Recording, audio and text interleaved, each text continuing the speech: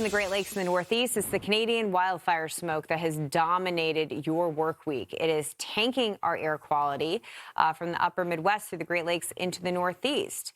One area that's been very hard hit is Cleveland. Yeah, no kidding. That's where we find Fox Weather Correspondent Katie Byrne. Katie, taking a look at the air quality out there this morning in Cleveland. And like yesterday, you take your mask off when you're not doing your live shots because being out in the air that long can be a bit of a problem for some of us. Yeah, you'll start to notice things like your throat feeling dry, or a lot of people were telling me yesterday their eyes were watering. I haven't noticed something like that, but I think everyone just has different levels of sensitivity. And unfortunately, today is just another tough one for people who live in parts of the Midwest and the Northeast. And when you look at the air quality levels for us in Cleveland right now, we are still in the very unhealthy category. If you look behind me, I feel like the skyline is the best way to just get a sense, at least visually on camera, of how thick the smoke is. I think to the naked eye, to me, it looks even worse than what you're seeing. But it's a similar situation that's playing out not only here in Ohio, but all over the place. We're seeing these really hazy scenes and cities just kind of disappearing behind the haze. Detroit and Minneapolis were among the cities with some of the worst air quality readings yesterday. The smoke so thick there, it was hard to make out just the buildings downtown. And conditions were bad enough to force the cancellation of outdoor activities, even delaying the Mets-Phillies game. People I'm talking to outside, a lot of them are telling me they're limiting their time outside. Not a lot of people out, certainly nobody going on a walk or a run or things like that. People that I am talking to are really just doing their typical commute to work or running out to grab lunch, running back inside. And most now seem to be turning to masks for that protection, as health officials warn the smoke is especially dangerous for kids, older adults, and people with breathing problems. This smoke is terrible, especially since I have asthma. You know, I would have had a mask on if I knew it was this thick. I came out with some bottled water, you know, can't keep myself hydrated. Yesterday, it did meet, I want to say around 50% of people didn't know that the smoke coming in here was coming from those Canadian wildfires. Some people thought that maybe there was an active fire somewhere nearby leading to all of this.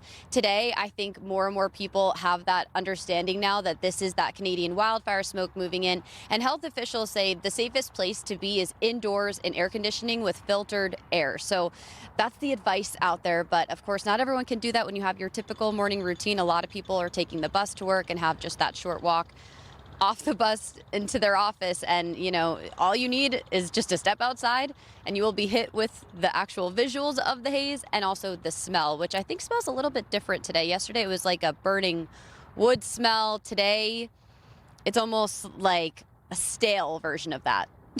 Yeah. I was wondering, is there kind of like an industrial kind of smell to it too? I was trying to put my finger on it because I did a walk from the Javits Center to Penn Station here in New York City. That's like a couple avenues. Normally I wouldn't even think, oh, I wish I had a subway, because there's no subway that goes east to west in that location. But that short walk, it was a struggle around 5 o'clock last night. Yeah, I mean, that's what you're hearing too here. I think right around lunchtime, we got to our peak of the day in terms of how heavy the smoke was. And then we stuck in it for a long time. Things really haven't changed much today. So it's really just like the peak of yesterday. We've just been in the peak for a while, though I know forecasters are saying relief is on the way soon, maybe as soon as tonight.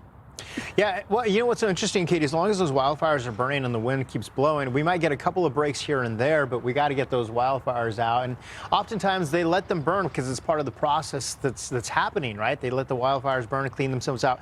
I think it's interesting what you said, how people thought that the wildfires were closer, because that's how thick the smoke is. And when you think about it, you go to the Northeast, and where you are, you also have a little more humidity, which I think is a little bit different than we experienced a few years ago, because almost it's the AQI is high, but I feel like we are feeling it differently with the humidity. Are you feeling the same?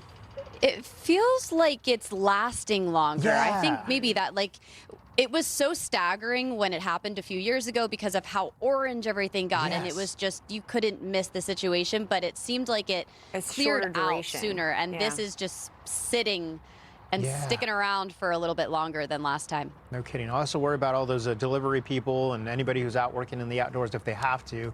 Yeah. You be careful. I know you're going to put your mask back on. That's our good I actually noticed Go ahead. even the bus drivers Yeah. in the city yesterday were wearing masks. So a lot Good. of the workers seem to be wearing masks, people who are outdoors or even inside in the buses. Yeah, it's a good idea. Good idea. Katie, so good to see you. We're going to let you go so you can put your mask back on and protect you and your crew as you have a long shift ahead of you. Katie Byrne reporting live in Cleveland, Ohio.